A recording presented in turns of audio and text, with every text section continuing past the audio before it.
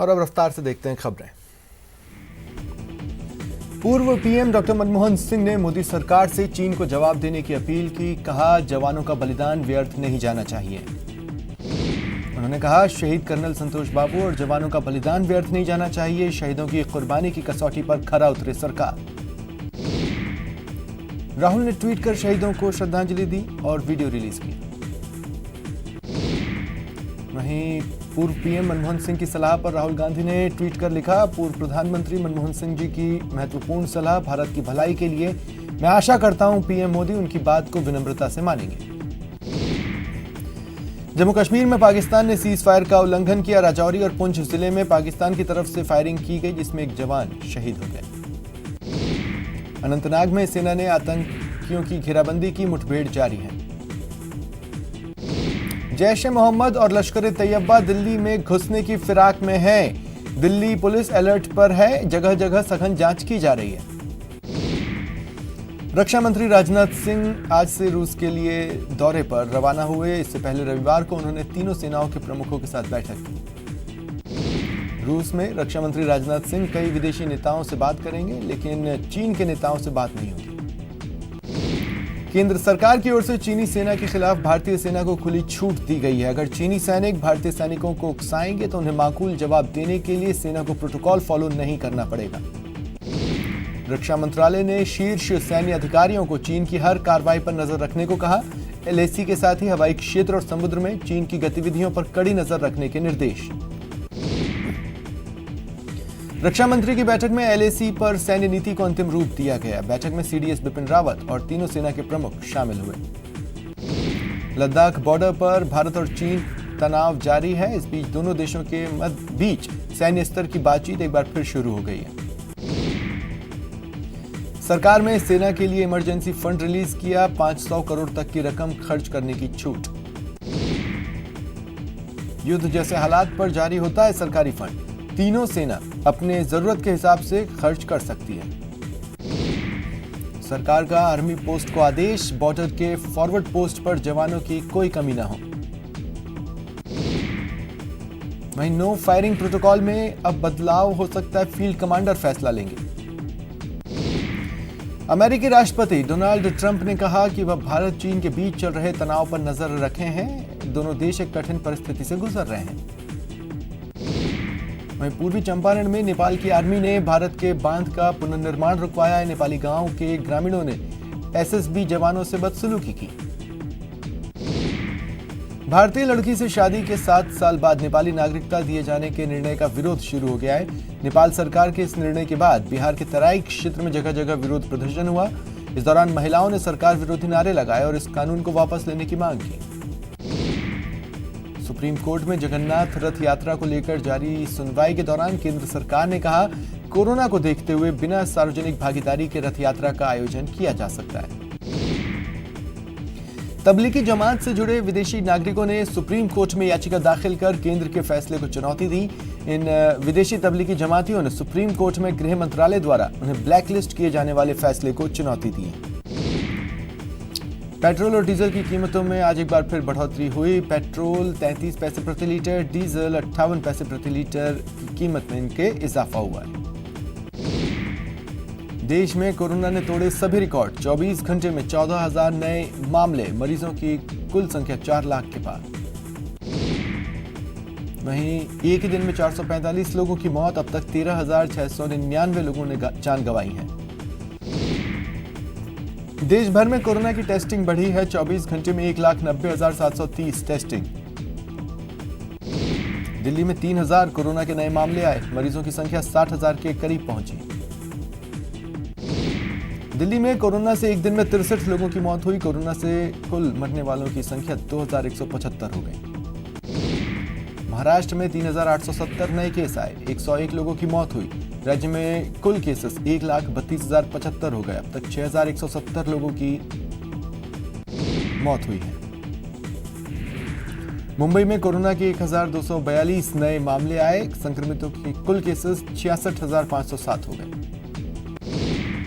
वहीं गोवा में corona virus से पहली मौत हुई। गोवा के स्वास्थ्य मंत्री विश्वजीत राणे ने कहा कि कोरोना संक्रमित मॉर्लेम की एक 85 वर्षीय महिला का एक अस्पताल में निधन हो गया।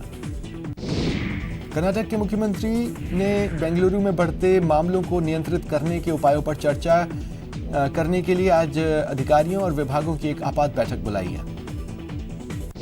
झारखंड में कोरोना मरीजों की संख्या 2089, 24 घंटे में 62 नए केस मिले।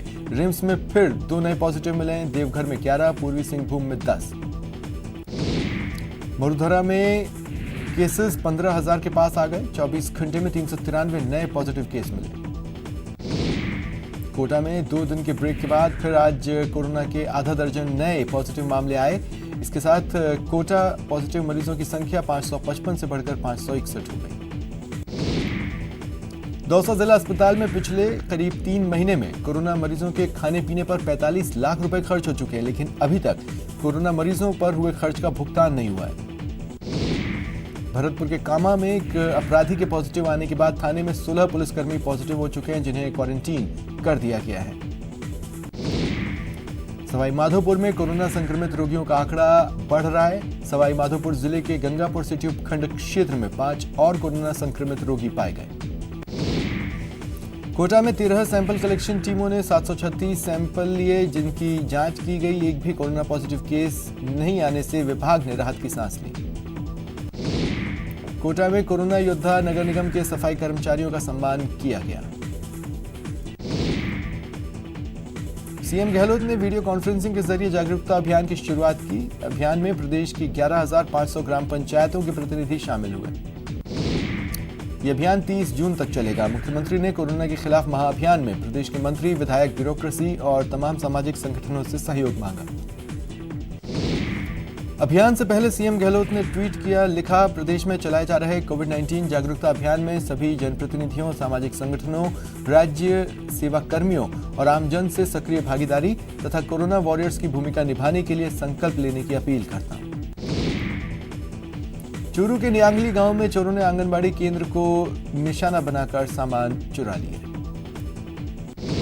बाना जिले के अंता में रविवार रात NH 27 पर बाइक पर सवार 2 युवकों से लूट का मामला सामने आया। झुंझुनू के सूरजगढ़ में पुलिस ने डकैती की वारदात का खुलासा कर 2 आरोपियों को गिरफ्तार किया। झुंझुनू के पिलानी में 12 जून को एटीएम को उखाड़ने के मामले में पुलिस ने 3 बदमाशों को गिरफ्तार किया। अलवर में छेड़खानी से परेशान हो एक 17 साल की नाबालिग लड़की ने कुएं में कूदकर सुसाइड की कोशिश की। मौके पर मौजूद युवक ने ग्रामीणों की मदद से उसे निकाल लिया। आरोपियों के खिलाफ शिकायत दर्ज कराई गई। अलवर के भिवाड़ी में एक पत्नी का अपने पूर्व पति को ब्लैकमेल कर 90,000 रुपए ऐंठने का मामला सामने आया। पुलिस ने उसे गिरफ्तार किया। दौसा के पीपली चैनपुरा गांव में आज एक मकान में देवर और भाभी ने फंदा लगाकर जान दे दी। पुलिस जांच कर रही है।